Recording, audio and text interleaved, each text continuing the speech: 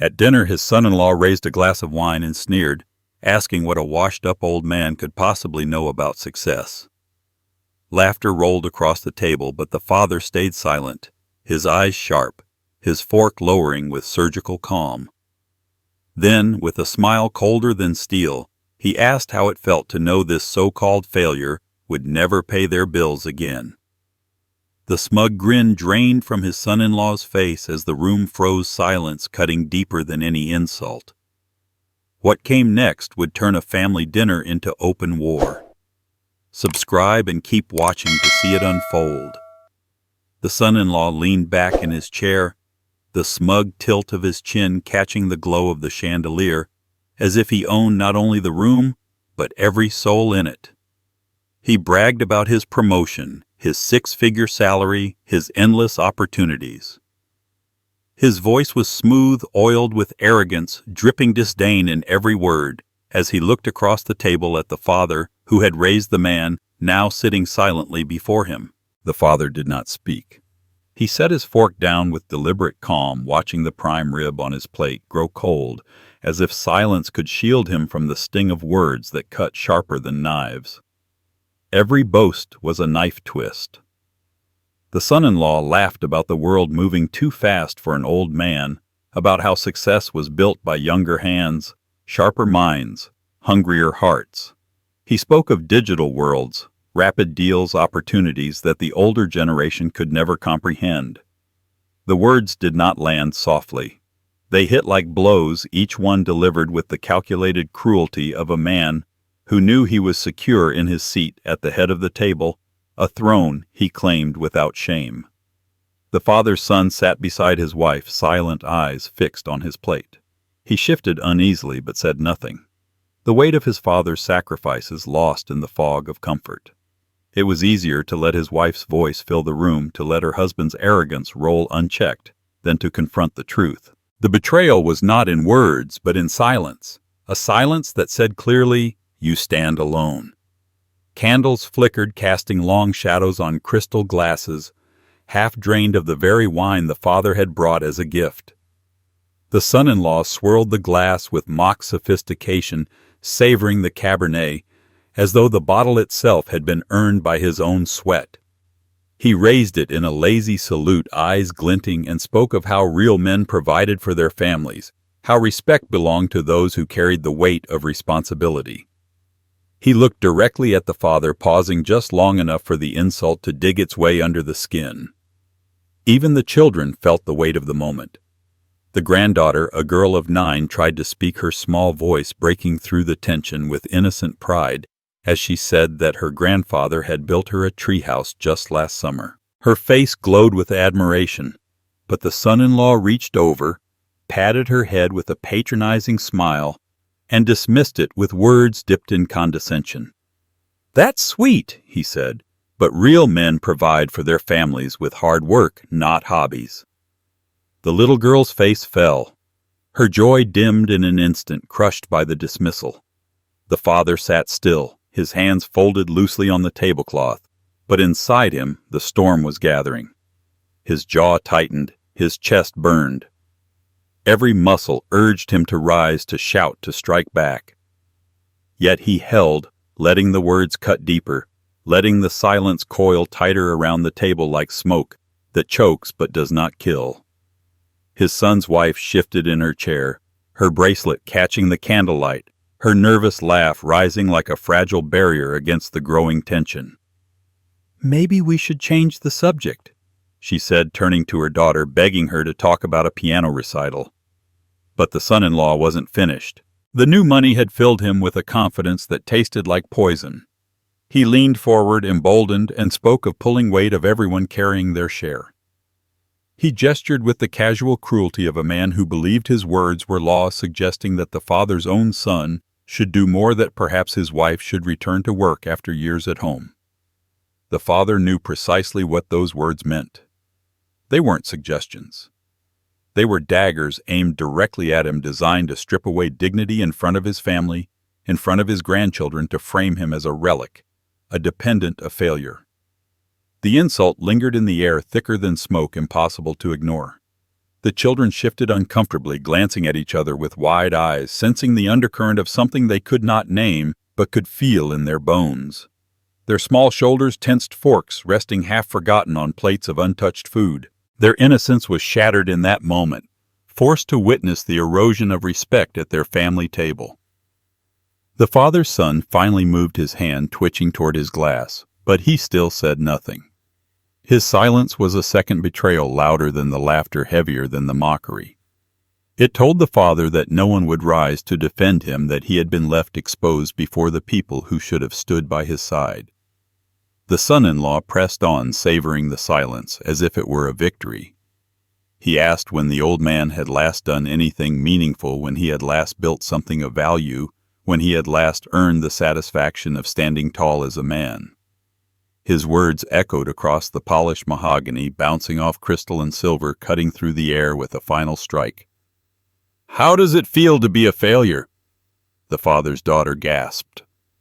The grandson dropped his fork with a clatter that seemed louder than thunder. The granddaughter's eyes welled with tears, her small body shaking as she realized what had just been said. But the father did not move.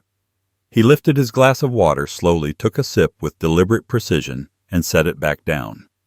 His eyes locked on the son-in-law's, unwavering, unblinking, cutting deeper than words ever could. The table was silent now. The only sounds were the faint crackle of candle wicks and the distant bark of a dog outside. Every face was turned toward him, waiting for him to break, to crumble, to prove the insult true. Instead, he leaned forward slightly, his voice low, steady, and sharp as steel. What he said next turned the laughter into ashes, wiped the smugness clean from the son-in-law's face, and left the entire table frozen in the aftermath of a single sentence. And that was only the beginning. What followed would unravel years of secrets, expose debts no one wanted spoken aloud, and ignite a reckoning that would tear through their carefully constructed facade of family. What came next was not just about money. It was about dignity, betrayal, and the kind of revenge that leaves scars long after the candles burn out.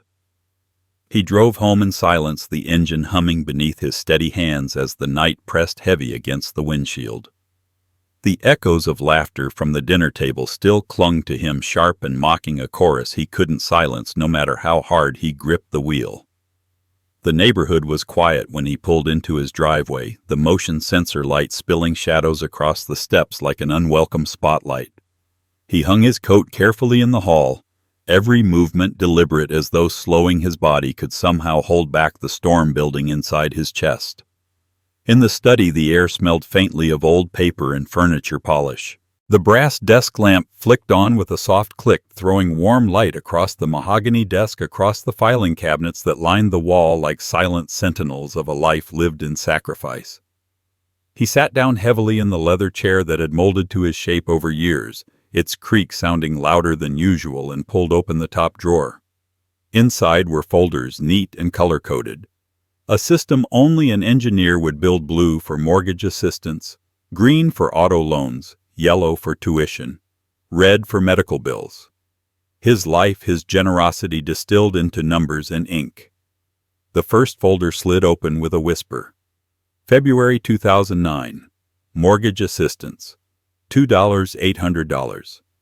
March, $2,800. April the same. The pages fluttered in his hands month after month, year after year, until the columns blurred together. His calculator sat at the edge of the desk, waiting. He pressed the buttons with the precision of a surgeon, the digits stacking into an ugly truth. More than $500,000 gone to keep a roof over his son's head. He pushed the folder aside and opened the next. Green tabs, auto loans, a BMW lease for the son-in-law, $650 a month, an SUV loan for his son, another $450. 8 years of payments, each one faithfully withdrawn from his account, while his own truck, 15 years old and rattling, sat faithfully in his garage. The total flashed across the calculator screen, $115 or $200. He exhaled slowly, the weight of that number settling over him like lead. Then came the yellow folders, stacked thicker than all the rest. Private school tuition receipts, camp fees, uniforms. $24,000 a year, sometimes more, when summer rolled around with its endless requests for enrichment programs. Elite schools with pools and foreign language programs, the kind of education his grandchildren couldn't even appreciate yet. 16 years of payments. $192,000. The number stabbed at him, each receipt a reminder of promises whispered at his wife's bedside. Promises he had stretched into chains. He reached for the red tabs: next medical bills, insurance premiums, therapy sessions, co-payments. $8,000 a year for 15 years. $120,000. He sifted through the envelopes, each one stamped with dates and numbers, each one a piece of himself quietly handed over. Behind them, tucked almost carelessly, vacation receipts emerged. Disney World 2015. A European cruise in 2018. A ski lodge in Aspen. The down payment for a kitchen renovation, $45,000. He leaned back, staring at the spread of papers now scattered across his desk, the neat columns of sacrifice that no one had bothered to notice. The final tally glowed on the calculator: $976,200. Nearly $1 million. His hand trembled as he set the machine down, though not from weakness. It was rage-sharp and silent, twisting through him with every digit. He looked around the room. The bookshelves lined with travel guides he never used, the unopened photography kit he had once dreamed of taking on a trip to Scotland, the brochures for cooking classes in Italy his wife had wanted before cancer took her. Every dream he had postponed, every piece of his life he had folded and tucked away. Also his son and his son's wife could live in the illusion of success. He remembered his wife's last words, whispered through trembling lips as he held her hand in the sterile hospital room. "Don't worry about our son. Make sure he's secure." He had promised, and he had delivered more than she could have imagined. But somewhere along the way, security had become entitlement. Gratitude had hardened into expectation. The small thank you notes had stopped. The weekend visits had dwindled. What had once been a lifeline had become an invisible leash, binding him tighter every year until tonight, when the leash had been yanked one final time. He sat back in his chair, staring at the wedding photo on the mantel. His son's smile bright with youth, his wife radiant, his son-in-law humble in an old suit and tie. The promises of that day felt like cruel jokes now. Promises of care, respect, partnership, all corroded by greed. He thought of his grandchildren's wide eyes at the table tonight, of their confusion as their father mocked the man who had built their foundation. A flicker of pain crossed his chest, but it was quickly swallowed by something colder. The father leaned forward, pulling a blank notepad from the drawer. His pen hovered for a long moment, then pressed down hard enough to dent the paper. He wrote a single line: "No more." His handwriting shook not from doubt, but from the force of the decision. For 15 years he had been the quiet savior, the silent provider. Tonight that role ended. The papers lay across his desk like battlefield casualties, each receipt a wound, each bill a scar. He pushed them into a neat stack, closed the folders, and slid them back into place. The filing cabinet clicked shut with finality, the sound echoing in the quiet room like a gavel striking judgment. He poured himself a glass of water, the cold liquid steadying his breath, and looked out the window. The neighborhood was still only the faint hum of a streetlight breaking the silence. His reflection in the glass looked older, yes, but harder too. For the first time in years he did not see defeat. He saw resolve. The clock on the mantel ticked past midnight, each second a drumbeat leading towards something inevitable. Tomorrow the calls would begin: banks, schools, insurance companies. Every automatic transfer, every quiet lifeline he had built would be severed one by one. He imagined their faces when the first notices came, when the first bills landed unpaid, when the facade of wealth cracked wide open. He didn't smile, but a slow, grim satisfaction burned in his chest. For 15 years he had given until nothing was left. Now it was time to take back what dignity remained. And what came next would shake the ground beneath their carefully built house of cards, until every secret sacrifice, every hidden number was laid bare for the world to see. The house was silent, the kind of silence that presses down on a man's shoulders until he feels smaller than he is. He sat in his study, the papers now stacked neatly again, though their weight lingered in the air like smoke. The numbers burned in his mind, but it wasn't the money that hollowed him out. It was the memory, sharp and unrelenting, of the promise he had made the night his world had unraveled. 15 years earlier, the hospital room had smelled of bleach and despair. Machines beeped steadily, mocking the rhythm of life that was slipping away from the woman he had loved since he was barely more than a boy. She was pale, her once strong hands now frail against his. He sat beside her, unable to imagine a world without her voice, without her laughter filling the spaces of their home. Her breath came shallow, but her eyes, those eyes that had carried him through every storm, still held fire. She had squeezed his hand with a strength that surprised him and whispered, "Don't worry about our son. Make sure he's secure. Take care of the grandchildren." The words had carved themselves into his bones. He had knotted his throat too tight to form a promise aloud, but the weight of that vow sank into him like stone. In the weeks after her funeral, when grief was raw and the house echoed with her absence, those words became his compass. He would not fail her. He would carry the family even if it crushed him. At first it had felt like love. Paying the mortgage for his son and his new wife wasn't a burden. It was a gesture of devotion. When the bills piled up after layoffs, he had written the checks without hesitation. When the children needed private schools, uniforms, tutors, summer camps, he convinced himself it was what she would have wanted. He told himself each sacrifice was another way of keeping her alive, of honoring her memory, by ensuring her family never knew the cold grip of fear. But as the years passed, gratitude turned to expectation. The thank you notes that once arrived with tearful hugs stopped coming. The weekend visits grew shorter, then faded altogether. His son's voice changed from, "Dad, can you help us?" to "Dad, you'll cover this, right?" and then eventually to silence, as if the money were not a gift, but an obligation carved into law. He had buried his own dreams with his wife. The lake house they had once spoken of buying together never left the pages of real estate listings. The trip to Italy they had planned remained a folder of brochures collecting dust in his drawer. The photography class she had encouraged him to take, the one she said would finally make him stop hiding behind engineering reports and let him see the world through beauty, never happened. He had traded it all for checks with someone else's name on the line. Now, staring into the lamplight, he felt her absence as if she had left only yesterday. He remembered the way she had leaned against the kitchen counter on Sunday mornings, coffee in hand, watching him read the newspaper aloud. He remembered her humming while she folded laundry, the way she laughed so hard at his dry jokes that tears streamed down her face.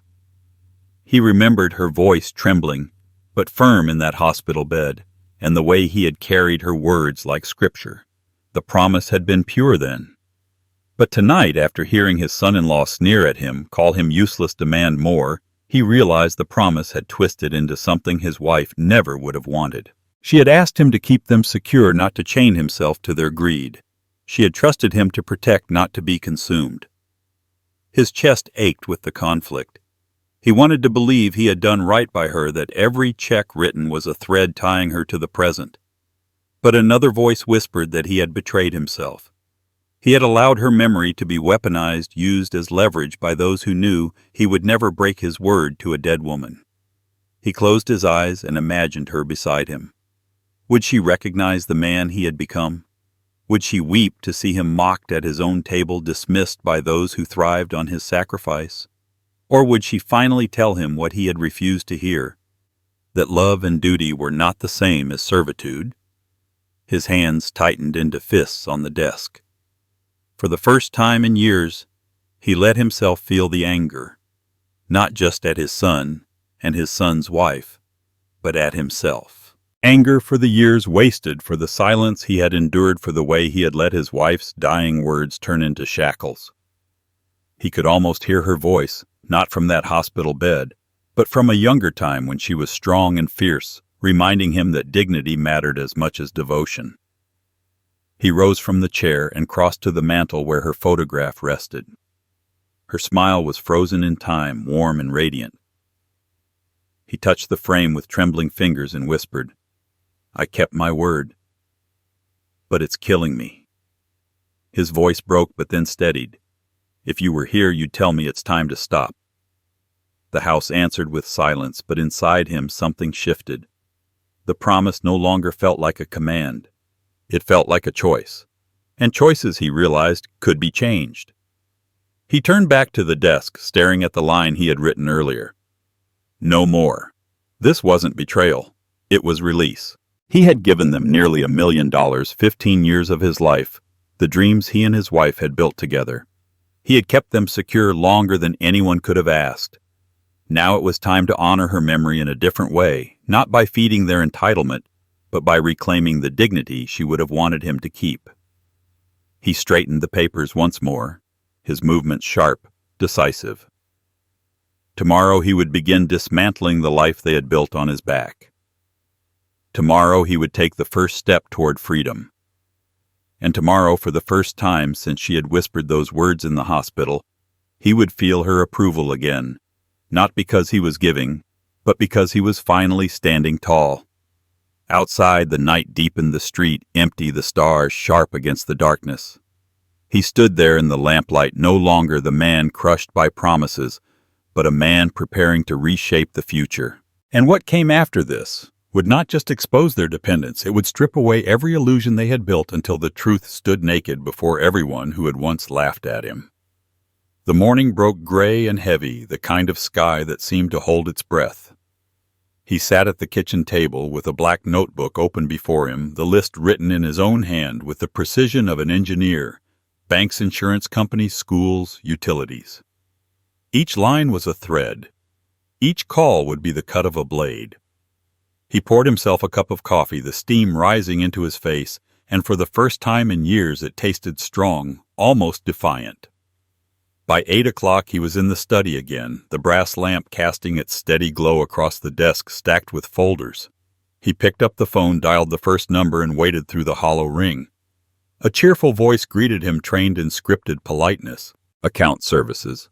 How may I help you?" He gave his name, his account number, his voice calm, steady.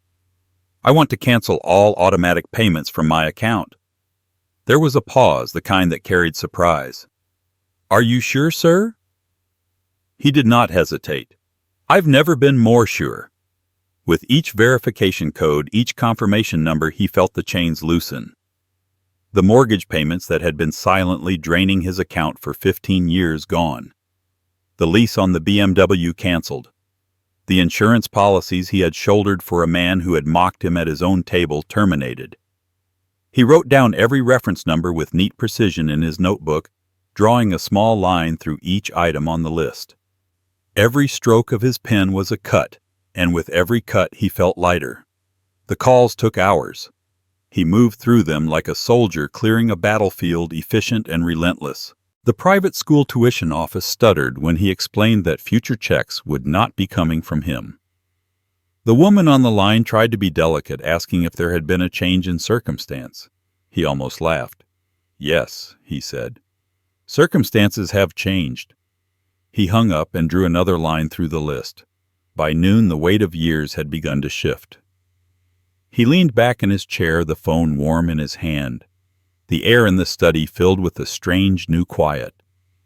It wasn't the silence of defeat or grief. It was the silence of release. He imagined their faces when the notices arrived, when the automatic drafts bounced, when the calls began pouring in from banks and creditors. He did not smile, but there was a cold satisfaction in knowing the reckoning had begun. At 1 o'clock his phone rang. The display lit up with his son's name. He let it buzz steady and insistent until it fell silent. Minutes later it rang again. This time he answered. His son's voice was sharp with confusion.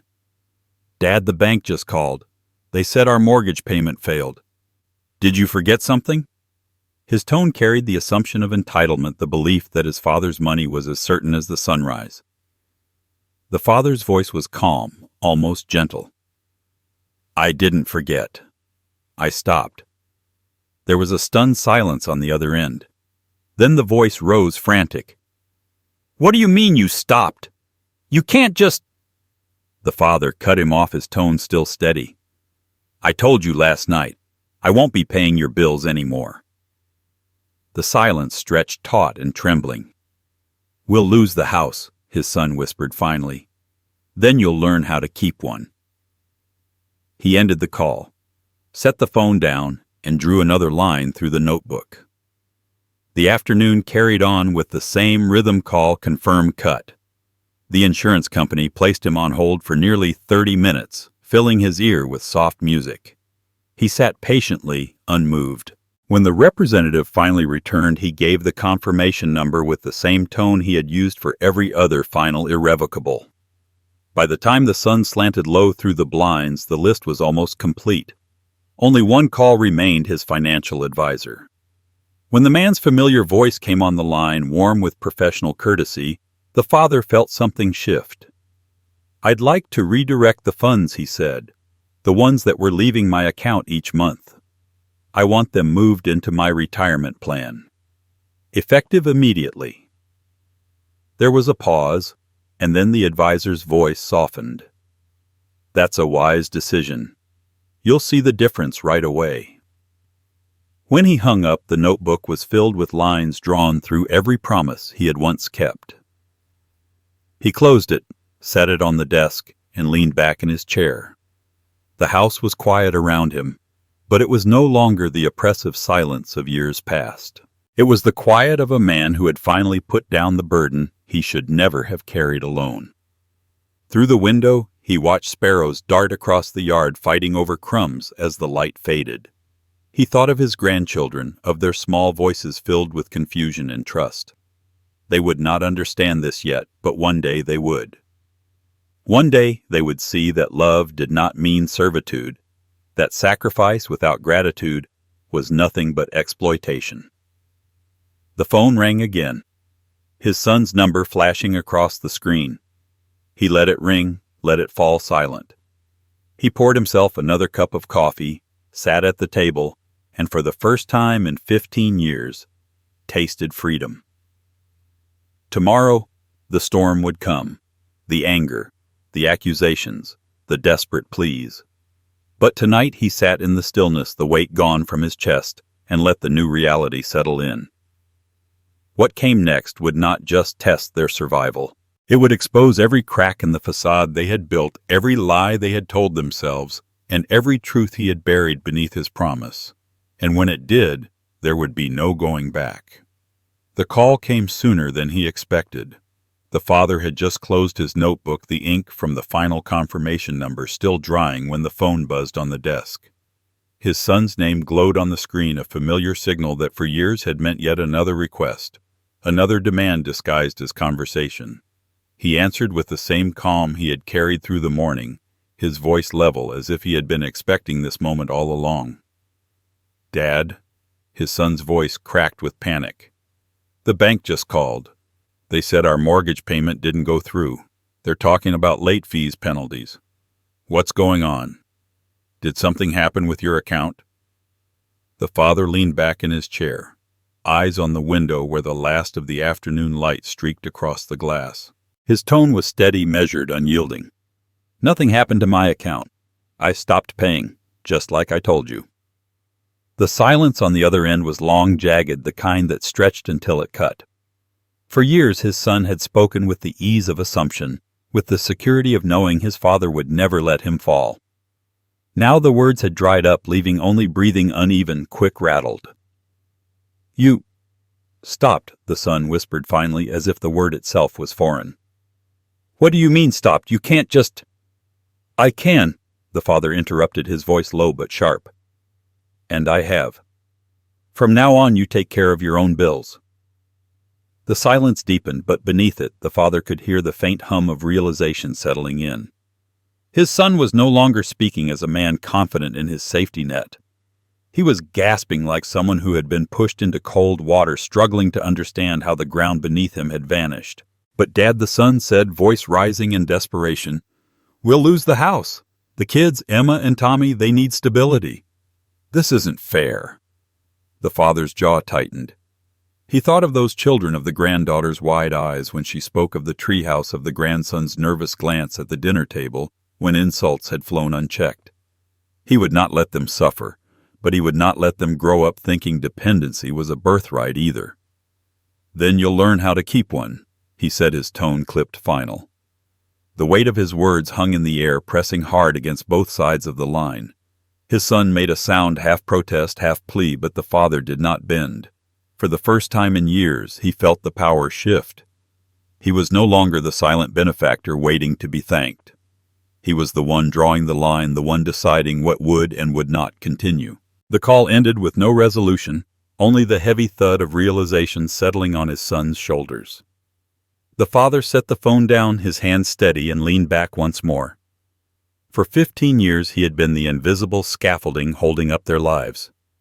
Now, with a few simple words, he had stepped away, leaving them to balance on their own. The night descended slowly, shadows stretching across the floor as he sat in the study, the air humming with a new kind of energy. Not the restless anxiety that had haunted him for years, but something sharper, cleaner.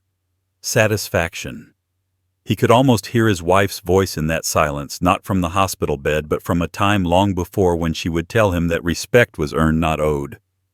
He poured himself a glass of water, carried it to the living room, and stood by the window watching the neighborhood lights flicker on one by one. Somewhere across town, his son and daughter-in-law were staring at bills they could not pay, scrambling for answers they no longer had. He imagined the panic in their kitchen, the arguments already rising, the blame tossed back and forth. And though part of him grieved for the family, he wished they had been another part. The part that had been buried for too long felt a surge of grim vindication. This was only the first call. More would come. Pleas, threats, manipulations dressed as concern. But the line had been drawn, and he would not step back over it. For the first time in years he held the ground beneath his feet, and it felt solid, unshakable. What he did not know as he stood in the darkened window with his reflection staring back at him was how quickly desperation could turn to fury, and how far those who had always taken would go when the taking was finally over. The pounding on the door rattled the frame, sharp and insistent, as though the wood itself owed them answers. He rose from his chair slowly. His steps measured, his breath calm. Through the window he saw the flash of his son's pale face, tight with fury, and behind him the looming figure of his son-in-law, arms crossed, jaw clenched, radiating the arrogance of a man who believed every problem could be solved by force. The father opened the door without hesitation and stepped aside. "Come in," he said evenly, though the air already vibrated with tension. They stormed past him into the living room as if they owned it, his son's voice rising first. "This has to stop, Dad. Whatever game you're playing, this cutting off payments, it ends tonight. You can't just leave us hanging like this." His hands shook, not from weakness, but from anger, laced with fear. The son-in-law planted himself in the center of the rug like a general staking claim to conquered ground. "You will call the banks tomorrow," he ordered, his voice hard, "and restore every single payment. Mortgage, insurance, tuition, everything. We are not going to lose our home because you've suddenly decided to have a tantrum." The father walked to his desk without a word. The lamplight glowed across the polished wood as he pulled open the drawer and retrieved a thick binder, its spine worn from years of use. He laid it flat on the desk, opened it, and turned it toward them. Rows of numbers filled the pages, neat columns marked with dates, signatures, receipts. His finger tapped the total at the bottom, $976, $200, written in clean, unshakable ink. "Do you see this?"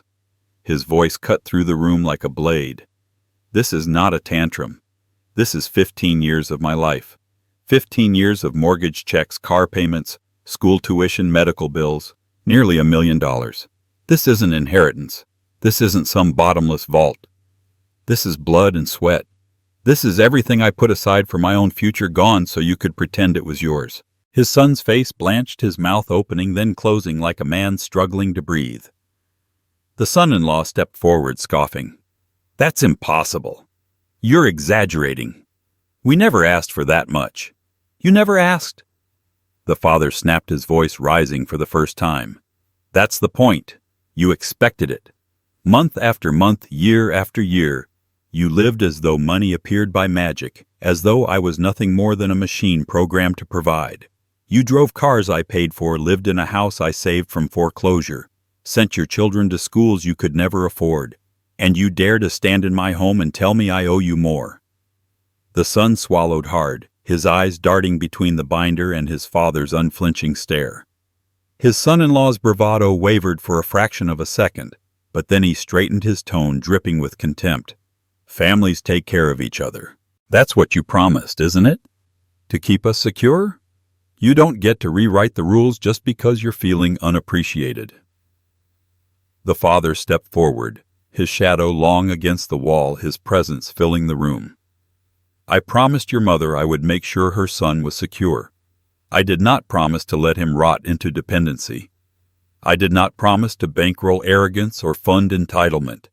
I gave you 15 years. That is not security, it is indulgence, and I will not do it another day longer. The room was thick with silence, broken only by the faint ticking of the clock on the mantel. His son's eyes filled with something close to desperation. But Dad, he said, voice cracking, the kids, they'll suffer. What about Emma's school, Tommy's sports? They don't deserve this. The father's expression softened only slightly. And they won't. I'll take care of them directly. Their education, their clothes, their health. I'll make sure they don't lose what matters. But you... He jabbed a finger toward his son and the son-in-law. You will no longer touch a cent of mine. Not one. The son-in-law's face turned crimson. He stepped forward, fists clenched, his voice rising into a roar. You can't divide us like that. You can't cut us out while playing hero to the kids. We're a family. We're a team. Teams require respect. The father shot back, his tone sharp as glass. When did you last thank me? When did you last treat me like a father instead of an ATM? A team does not laugh at its foundation. It does not mock the hands that hold it up. If you want to call this a team, then you should have learned to carry your own weight. His son-in-law faltered, his chest heaving, his arrogance cracking under the weight of truth. His son sank into the couch, pale, trembling, his eyes wet with shame. The father's voice lowered, but the steel in it only grew stronger. This isn't about money anymore. This is about dignity. Mine and yours, if you can ever reclaim it. The son buried his face in his hands, the sound of muffled sobs filling the space between them. The son-in-law paced, muttering curses under his breath, but his bluster had lost its teeth. He glanced at the binder again, at the relentless truth of every figure, every check, every dollar documented in black and white. He had no retort. The father closed the binder with a firm snap and slid it back into the drawer. The finality of the motion was unmistakable. You've seen the proof. You've heard my answer. There will be no more discussions. This chapter is closed. He turned his back on them, then walked to the window and stared out into the night where the streetlights glowed against the darkness. Behind him the silence swelled until his son's broken voice whispered, I didn't know it was that much. No, the father replied without turning. You didn't want to know. They left soon after, the slam of the door shaking the walls, but not his resolve. He remained by the window, his reflection in the glass, looking older, harder, freer. The storm had come, and he had stood against it. What he could not see, not yet, was how the shock of that night would ripple outward, unraveling their fragile illusions faster than they could patch them, until desperation drove them to choices even darker than arrogance ever had. 3 days later, the neighborhood woke to whispers carried on the wind. A bright orange foreclosure notice had been nailed to the front door of his son's house, the heavy seal of the county staring down at anyone who passed. The paper flapped in the early spring breeze like a flag of surrender, announcing to the world what had been hidden for years. The empire they flaunted had never been theirs. Neighbors slowed their cars as they drove by, their eyes narrowing, conversations hushed but sharp.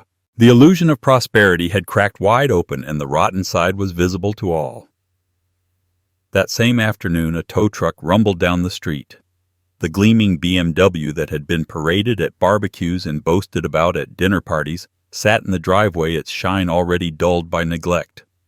The driver hooked it without ceremony, the chains clanging like a judgment bell. His son-in-law shouted from the porch, red-faced veins bulging, insisting there had been a mistake. But the men barely looked at him.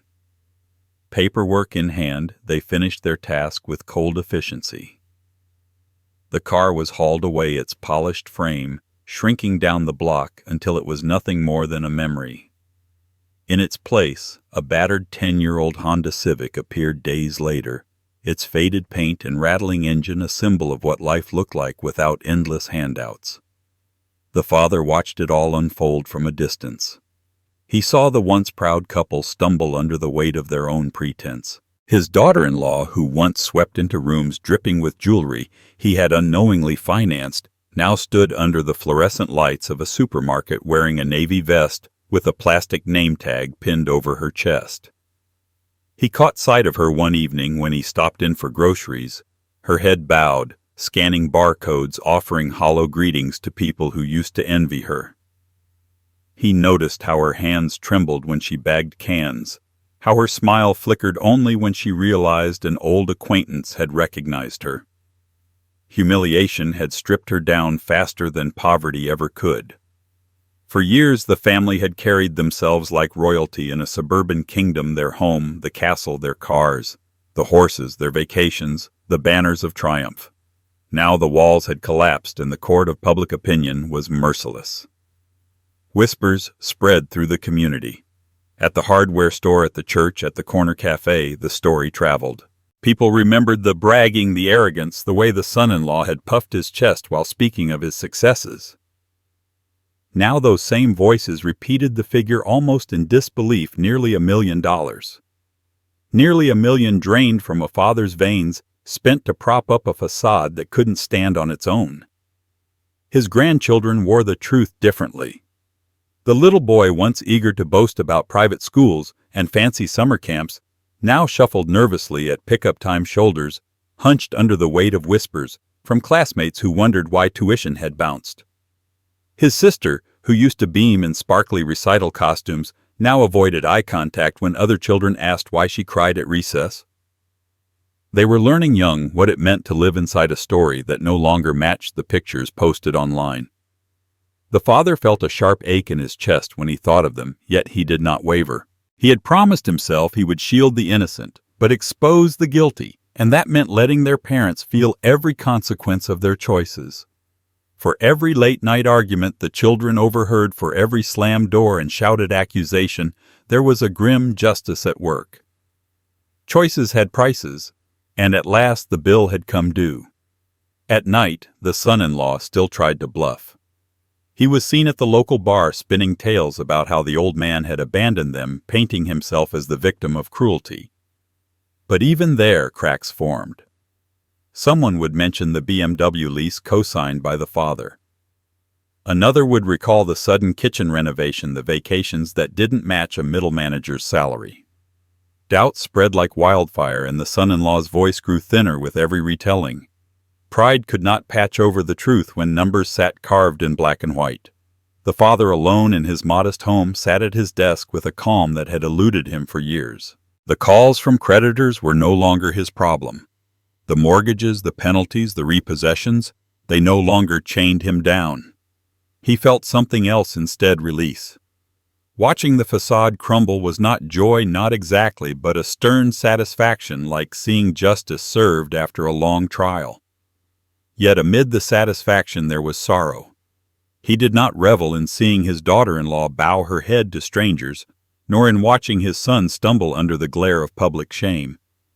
He had wished for respect, for gratitude, for even a sliver of acknowledgement before everything had collapsed.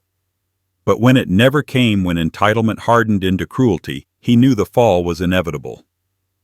What pained him was not the sight of their downfall, but the knowledge that it could have been avoided if only they had chosen humility over pride. The days that followed blurred into a rhythm of decline for them. Shut-off notices piled on the doorstep, Arguments spilled into the yard, neighbors pretending not to listen as the family shouted into the night. His son's voice, once calm and certain, now cracked with desperation. His daughter-in-law's tone shifted from demand to pleading to silence, and the children's faces grew longer, their innocence chipped away with every fight they were forced to witness. The father stood firm. He would pay directly for the children, ensure their lives did not unravel completely. But he would not restore the river of money that had drowned his own dreams. The suffering that fell upon his son and daughter-in-law was theirs to carry, not his. Still, as he watched from the quiet of his study window, he knew this was only the beginning. Desperation had a way of twisting people, of making them claw and grasp for what they believed was theirs. What had started with a foreclosure notice and a repossessed car would not end there. The real storm had yet to break, and when it came, it would test not only their pride, but his resolve to finally stand his ground. The question came one evening, fragile and trembling, carried on the small voice of his granddaughter as she stood in the doorway of his study. Her hair fell into her eyes, her hands twisting the hem of her shirt, and she asked what no child should ever have to ask, "Grandpa, is this our fault?"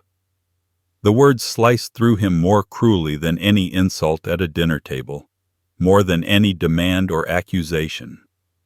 He turned slowly in his chair, the lamplight catching the tears already brimming in her eyes. Behind her stood her younger brother, clutching a worn baseball glove, like it might anchor him to a world that suddenly made no sense. He knelt down, pulling them both close, his arms wrapping around their small shoulders, with a gentleness that belied the storm inside him. "No," he whispered, steady and sure, his voice breaking only at the edges. "This isn't your fault. Not one bit. Don't ever think that." He kissed the crown of his granddaughter's head and held the boy's trembling hand until his breathing steadied.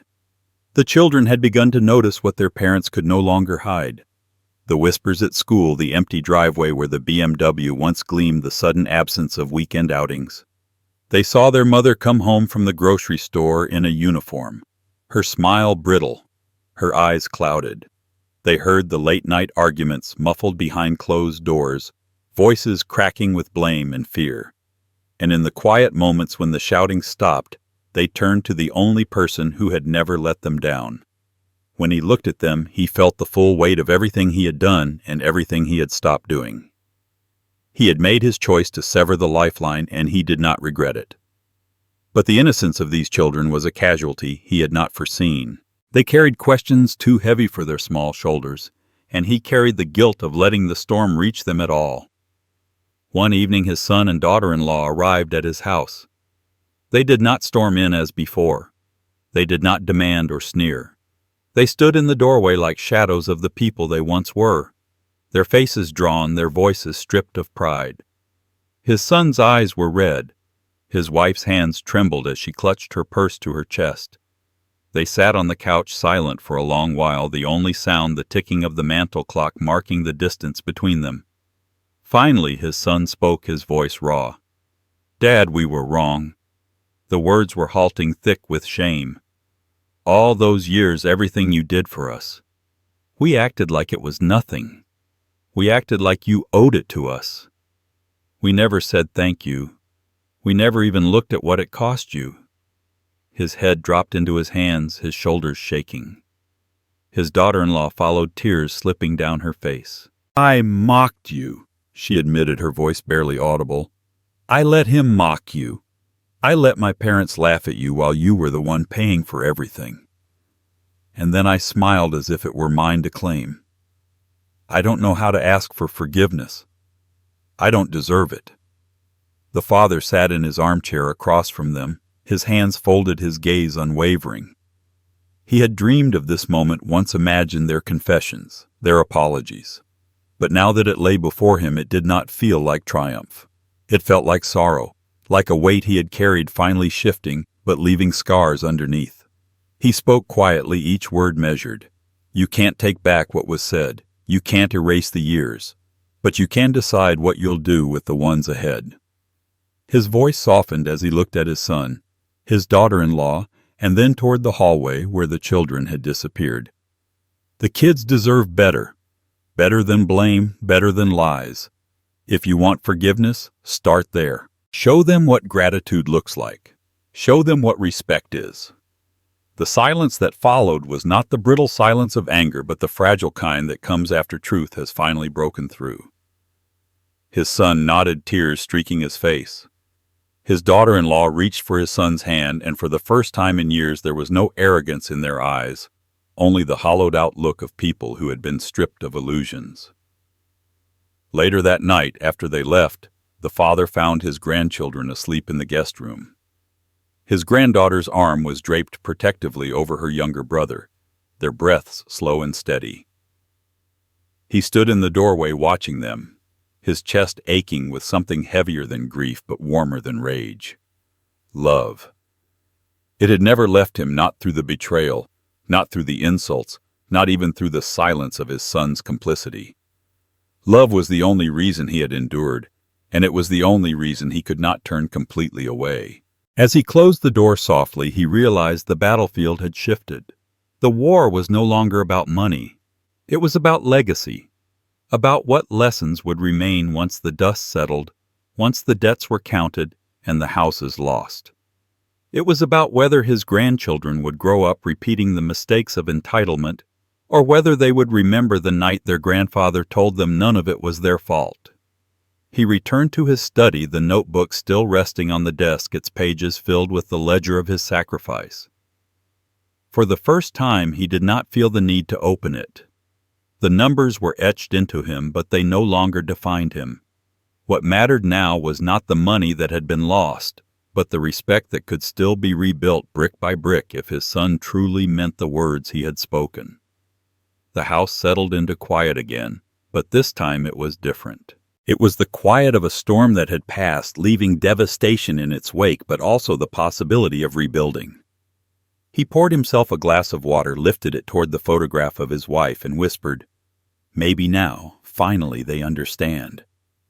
What he did not know was that understanding alone would not be enough. Regret could soften voices and bend heads, but desperation was still coiled in the shadows, waiting for its chance to strike again, and when it did, it would test every fragile truth they had just begun to accept. The father waited until they returned, not with demands this time, but with silence in their eyes, carrying the weight of nights spent counting bills they could not pay. He sat in his chair, the lamplight steady on his face, and told them the terms with the calm of a judge delivering a sentence. His voice was steady, his tone unbending. He would provide for the children, he said. Their education would not suffer. Their health would not be neglected. Their futures would not be collateral damage for mistakes they had never made. But for his son and daughter-in-law, the lifeline was cut forever. From now on, they would live within their means, no more illusions, no more borrowed prosperity. His son shifted uneasily, shame heavy in his features, but the father did not stop there. He demanded something more than financial responsibility. He demanded truth. "You will write it down," he said. "A letter. A public acknowledgement of what I have done, of what you failed to see, of what you took without gratitude. You will put in ink the words you never spoke out loud. Thank you. I'm sorry. We were wrong." The words landed like stones. His daughter-in-law's face paled, her pride flaring for a moment before it collapsed under the weight of inevitability. She knew what he was doing. He was forcing them to strip away the last fragments of arrogance, to admit before the world, and perhaps more importantly before themselves, that the years of luxury had been built on his back. For days they resisted. His son argued that it was humiliating that their private shame should not be put into words. But the father did not yield. "Humiliation," he said sharply. "Humiliation was sitting at your table while your husband mocked me. Humiliation was watching neighbors believe the lie that your success was yours alone. This isn't humiliation. This is truth, and truth is the only way forward." In the end, they wrote the letters. Simple, unadorned, but filled with the words they had once been too proud to speak.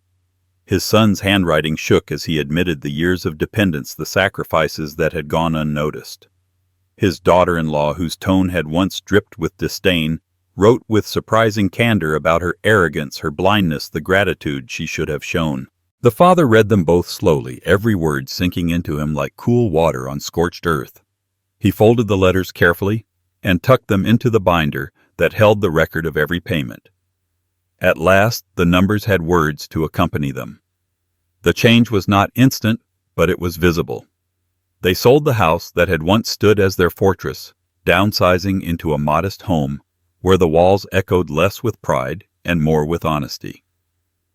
The daughter-in-law kept her job at the supermarket not as punishment, but as proof to herself that she could contribute.